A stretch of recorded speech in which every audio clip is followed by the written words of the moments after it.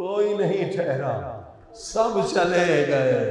اچانک سلمان میں نے دیکھا میری قبر پوری نور سے بھر گئی۔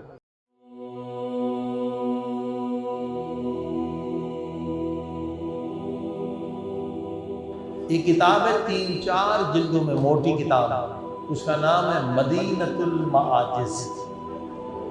سارے معجزے، ہزاروں معجزے اس میں لکھے گئے۔ اس کا ایک معجزہ آپ کو بتلاتا ہوں کہ ایک دن سلمان فارسی مولا علی کے پاس آئے، کہنے لگے یا علی، موت کیا ہے، پھر سکرات کیا، پھر قبر کی پہلی رات کیا، پھر برزخ کیا۔ بہت اہم سوال ہے، ہر ایک کو موت بھی ایک دن آنی ہے، قبر میں بھی ایک دن جانا ہے، برزخ سے بھی گزرنا ہے۔ کہ مولا علی ہی بتائے موت کیا ہے۔ اب مولا نے اپنے انداز میں بتلایا، میں آسان کر کے بتلاؤں کہ مولا نے کہا سلمان بتاؤں یا دکھاؤں؟ کہا مولا بسم اللہ، اگر دکھائیں گے تو ایمان اور بڑھ جائے گا۔ مولا لے آئے قبرستان میں سلمان کو، ایک جوان کی قبر تھی۔ قبر پہ آ کر مولا نے کہا قم باذن اللہ، ایک قبر میں سونے والے اللہ کے اذن سے زندہ ہو۔ قبر پھٹتی ہے، کفن میں لپٹا ہوا ایک نوجوان روتا ہوا آتا ہے، مولا علی کے قدموں پہ گرتا۔ مولا علی فرماتے ہیں نوجوان، یہ سلمان تجھ سے پوچھنا چاہتا ہے کہ موت کیا ہے، ذرا اسے بتا دے موت۔ یہ بڑھا سلمان کی طرف، کہا اے سلمان مت پوچھ کہ موت کیا ہے، موت بڑی دردناک شے ہے۔ میں بیمار تھا، بستر پہ لیٹا ہوا تھا، میں نے خوفناک شکل آسمان سے دیکھی، میں نے کہا تو کون ہے، مجھے کیوں ڈرا رہا ہے، میں پہلے ہی مریض ہوں۔ اس نے کہا میں ڈرانے والا نہیں، میں ملک الموت ہوں، میں تیری روح قبض کرنے کے لیے آیا ہوں۔ میں نے کہا ملک الموت تو میری روح کہاں سے قبض کرے گا؟ کہا میں تیری روح تیرے پاؤں سے قبض کروں گا۔ کہا سلمان اس نے پاؤں سے میری روح کو کھینچا، گھٹنے تک میری روح آئی، میری چیخیں بلند ہوئیں، ایسے لگا کہ پاؤں سے لے کر گھٹنے تک کسی نے بڑا خنجر لے کر میری ٹانگ کے ٹکڑے ٹکڑے کر دیے، میرا کیما کیما کر دیا۔ میں چلا رہا ہوں، میں رو رہا ہوں، مگر کوئی سننے والا نہیں۔ میں حیران ہوں، میرے رشتہ دار چاروں طرف ہیں، میری آواز کیوں نہیں سن رہے، میری مدد کیوں نہیں کر رہے۔ دوبارہ گھٹنے سے میری روح کو کھینچا، کمر تک روح آئی، یہاں سے یہاں تک میں کیما کیما ہو گیا، تڑپ رہا، چیخ رہا، مگر کوئی مدد نہیں کر رہا۔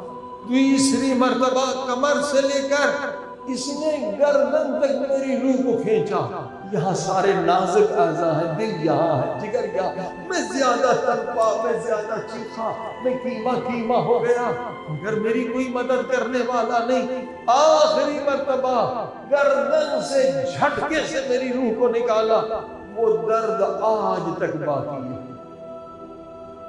میں سمجھا کہ میری روح نکل گئی، اس لیے میری کوئی آواز نہیں سن رہا۔ لوگ سمجھے میں مر گیا، ہاں میں مر گیا تھا، مگر میرے سننے کی طاقت زیادہ ہو گئی، اب روح آ کے میرے اوپر بیٹھ گئی، میں سب دیکھ رہا تھا، میں سب سن رہا تھا۔ اب میری میت لے کے چلے، سلمان تو سوچ میں پامال تھا، ٹکڑے ٹکڑے تھا، اسی لیے حکم ہے میت کو آہستہ اٹھاؤ، جھٹکا نہ دو، اس پہ قیامت گزر جائے گی، اس کا بدن چلنی ہے۔ سلمان مجھے لے کے چلے غسل دینے کے لیے، وہ تو بیچارے پانی ڈال رہے تھے، مگر میرے گناہوں کی وجہ سے ایسے لگ رہا تھا پتھر میرے اوپر گر رہے یا گرم پانی مجھ پہ گر رہا۔ اللہ اکبر۔ اسی لیے امام زین العابدین دعائے ابی حمزہ سمالی میں فرماتے ہیں لوگوں دعا کیا کرو، نماز کے بعد دعا کیا کرو، مجلس کے بعد، اے میرے اللہ اس وقت مجھ پہ رحم کرنا جب غسل دینے والے میری میت کو غسل دیں گے، کہیں میرے گناہوں سے وہ پانی عذاب کا پانی نہ بن جائے۔ سخت ترین منزل ہے اب مجھے غسل دے رہے ہیں، اسی لیے فرمایا غسل دیتے وقت بہت بڑا ثواب ہے، میت کو دیکھا کرو۔ ایک بال کے برابر غسل دیا تو ایک بال کے برابر 70 گنا خدا معاف کر دے گا، 70 نیکیاں دے گا، 70 درجات بلند کرے گا۔ کیوں؟ یہ مقام عبرت ہے۔ یہی انسان کبھی گھمنڈ کرتا تھا، یہی انسان کبھی خود کو طاقتور سمجھتا تھا، یہی انسان کبھی بادشاہ تھا، یہی انسان کبھی وزیر تھا۔ آج بیچارہ دیکھے گردن ادھر لڑک رہی ہے، بازو ادھر گر رہا ہے، ٹانگ ادھر گر رہی ہے۔ کہاں گئی جوانی، کہاں گئی طاقت، کہاں گئی حکومت، کہاں گئی مستی، سب خاک میں مل گئی۔ اے انسان تکبر نہ کر، تیرا حشر بھی ایک دن ایسے ہو۔ اسی لیے ثواب ہے میت کو غسل دینے کا۔ کہا غسل دے دیا گیا، اور اس کے بعد دوسری سخت منزل یہ آئی، سلمان مجھے کفن پہنا دیا گیا، میرے ہاتھ کفن میں باندھ دیے گئے۔ اللہ اکبر۔ مولا علی فرماتے لوگوں آج ابھی تک تمہارے ہاتھ کفن میں نہیں باندھے گئے، اب تک یہ ہاتھ دعا کے لیے بلند ہو سکتے ہیں۔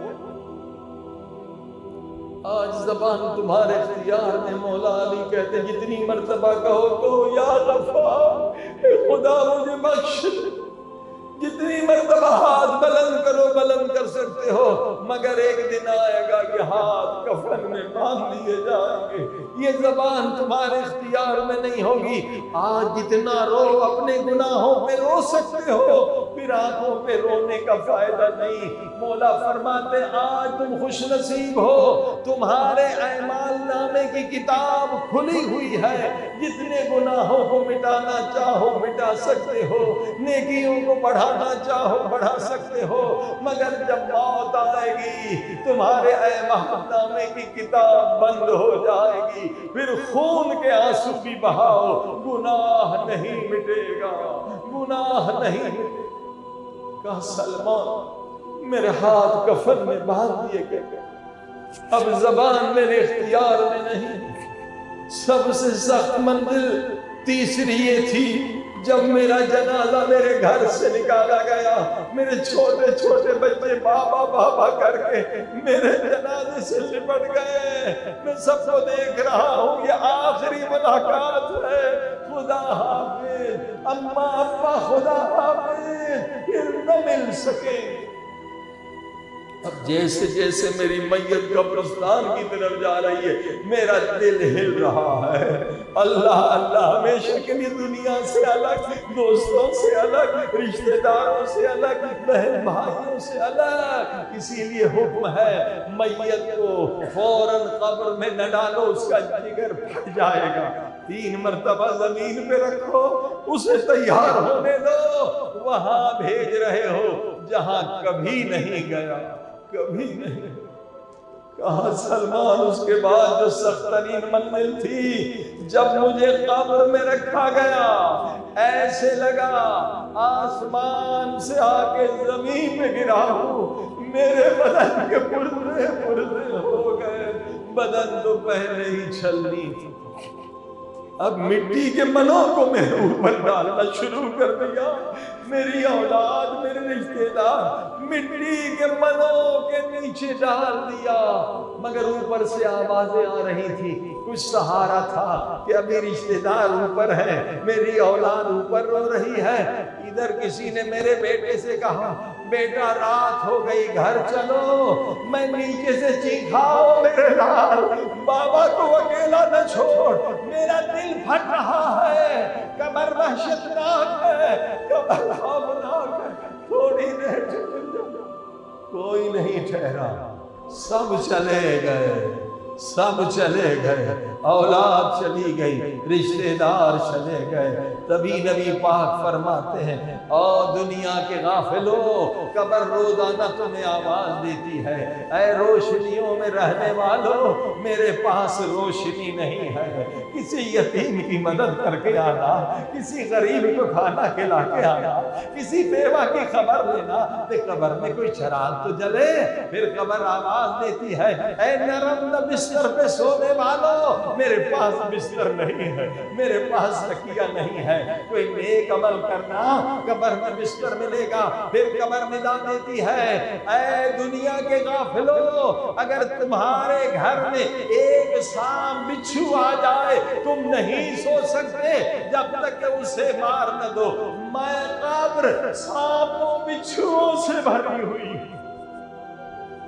کوئی نیک عمل کر کے آنا، کوئی نماز تہجد پڑھ کے آنا، زیارت حسین کر کے آنا، جو تمہیں قبر کے بچھوؤں سے بچا لے۔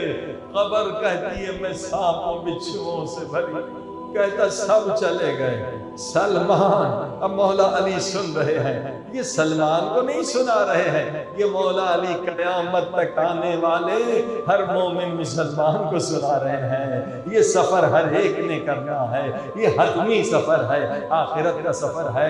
کہا سلمان اب میرا منہ خاک میں ہے، میں زاروں قطار رو رہا ہوں، وحشت سے رو رہا ہوں، خوف سے رو رہا ہوں، بچے یاد آ رہے ہیں، ماں باپ یاد آ رہے ہیں، رو رہا ہوں۔ اچانک ایک کونے سے آواز آئی، اب رونے سے کیا فائدہ، جس دنیا میں تجھے رونا تھا وہ زندگی کو تو نے ہنس ہنس کے برباد، جو آج ہم کر رہے ہیں۔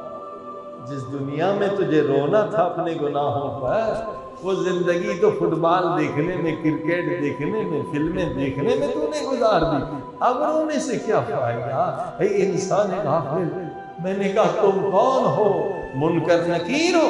کہا نہیں، منکر نکیر نہیں، ہم دوسرے فرشتے۔ حیران ہو کر پوچھا میں نے تو یہ سنا تھا قبر میں منکر نکیر آئیں گے، آپ کے بارے میں نہیں سنا تھا، آپ کون فرشتے ہیں؟ انہوں نے قرآن کی آیت پڑھی، قرآن پڑھا تھا، ہاں یہ آیت پڑھی تھی، ترجمہ کیا؟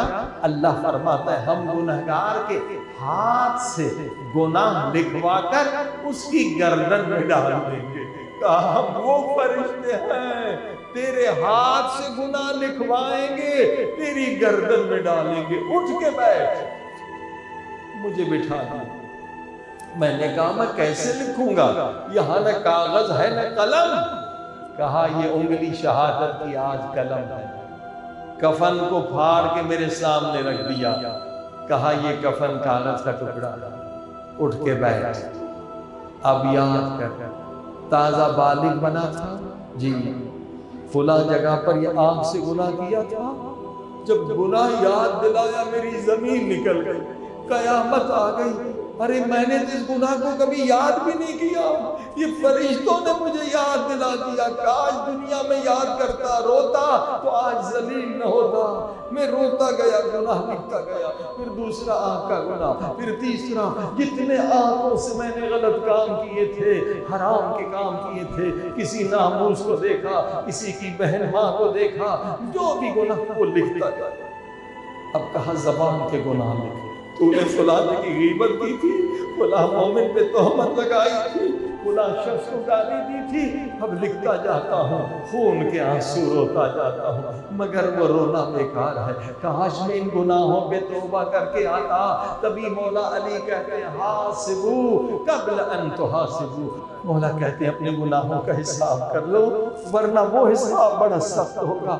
کہا سلمان میں روتا جاتا ہوں، لکھتا جاتا ہوں، پھر کانوں کے گناہ، تو نے میوزک سنا تھا، حرام سنا تھا، گانے سنے تھے، غیبتیں سنی تھی، لکھتا جاتا ہوں، روتا جاتا ہوں۔ پھر پاؤں حرام کی طرف گئے تھے، گناہ کی طرف گئے تھے، ہاتھوں سے ظلم کیا تھا، چوری کی تھی، کسی کو کوئی گناہ تھپڑ مارا تھا، سب گناہ لکھتا گیا، پیٹ سے حرام کھا، 7 اعضاء کے گناہ لکھتا گیا، روتا گیا اپنی قسمت میں کہ دنیا میں توبہ کر کے کیوں نہیں آیا۔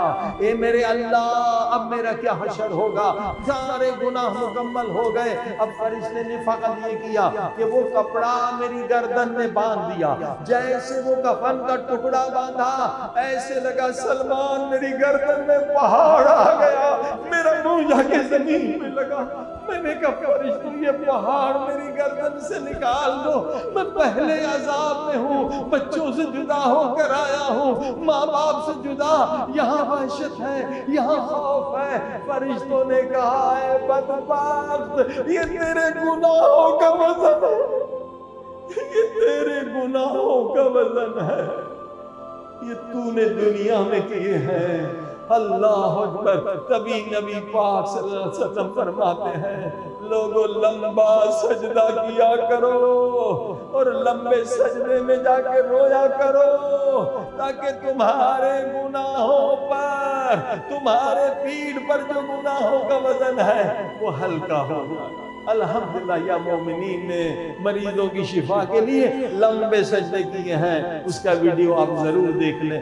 ہر مرض کی دوا ہے یہ عمل، صرف دنیا کے مرض کی نہیں، قبر کے عذاب کا بھی علاج ہے یہ عمل جو یہاں مومنین نے کیا ہے۔ ویڈیو موجود ہے، انشاءاللہ آئندہ بھی اعلان ہوگا، یہ عمل کریں گے۔ کینسر کی بیماری، کوئی بیماری، چھوٹی بیماری کے 7 دن کا ہے، بڑی بیماری کے لیے 40 دن کا یہ عمل ہے، اور اس میں ایک عمل کیا ہے؟ لمبا سجدہ۔